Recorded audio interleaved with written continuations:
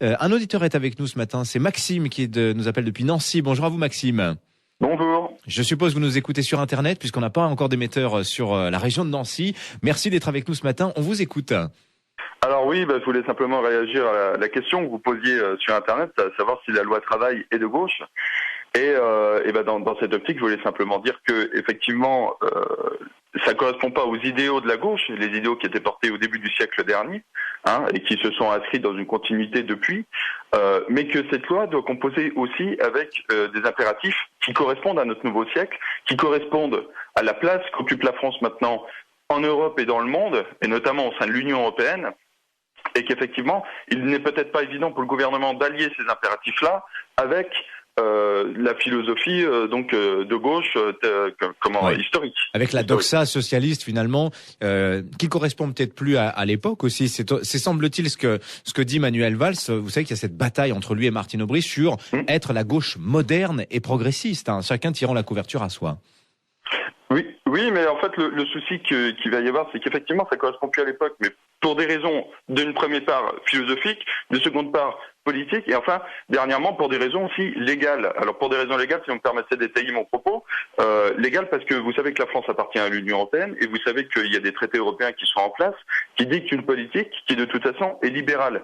Là j'ai sous les yeux les dernières recommandations du Conseil européen à destination de la France en date du 14 juillet 2015, qui disent dans ces points 3 et 6 que de toute façon il faut faire une loi de type loi travail, comme celle qui nous est proposée, avec les mesures, on les retrouve dans les recommandations. Et ça, du fait de l'article 121 du traité de fonctionnement sur l'Union européenne, tout ce que je dis est légal et vérifiable. Oui. Du fait de cet article-là, on est obligé de suivre ces recommandations. Donc en fait, moi ce que je regrette profondément, c'est qu'on aborde cette loi de travail sur le plan philosophique, politique, c'est très bien, mais il faut aussi, moi je suis membre d'un parti qui s'appelle l'Union populaire républicaine, il faut aussi le faire sous le plan légal. Et je regrette que les médias ne s'intéressent pas à ce plan-là et qu'on soit les seuls finalement à traiter ça.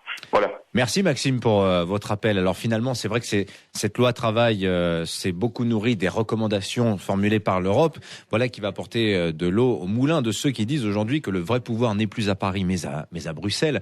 Jérôme Sainte-Marie, ça aussi fait partie des choses qu'on entend souvent dire. Un président de la République, et pas que François Hollande, soumis aussi à l'Europe. Ça pèse lourd aujourd'hui dans l'impopularité de François Hollande, qui est peut-être aussi d'ailleurs le reflet d'une impopularité générale de la classe politique en France. François Hollande, oui, mais pas que lui finalement. Absolument. Je pense que Maxime de Nancy met en lumière un point essentiel de cette réforme et qui est plus ou moins ressenti par les Français, c'est l'idée finalement que les décisions se prennent ailleurs. Et ça, c'est insupportable pour un électeur, quel qu'il soit, de gauche ou de droite, de se dire qu'il s'est déplacé pour aller élire quelqu'un qui n'exerce plus vraiment le pouvoir et qui peut-être ne cherche plus d'ailleurs véritablement à l'exercer. Ça se voit en matière économique, ça s'est vu cet été sur la question des migrants, où beaucoup de Français ont l'impression que les décisions se prenaient ailleurs et plus précisément à Berlin.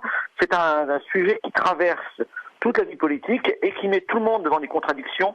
Je souligne que cette contradiction ne concerne pas que le gouvernement, elle concerne aussi la droite et d'ailleurs aussi Martine Aubry qui maintient son engagement résolument pro-européen tout en contestant les effets, notamment à travers cette loi travail. Voilà, effectivement, ces paradoxes qui traversent aujourd'hui les positions de nos responsables politiques. Merci Jérôme Sainte-Marie d'avoir été avec nous ce matin pour commenter cette loi travail et puis cette impopularité record de François Hollande, 17% seulement d'opinion favorable, sondage de la semaine dernière. C'est vrai qu'on n'avait jamais vu ça à 15 mois d'une élection présidentielle pour un président.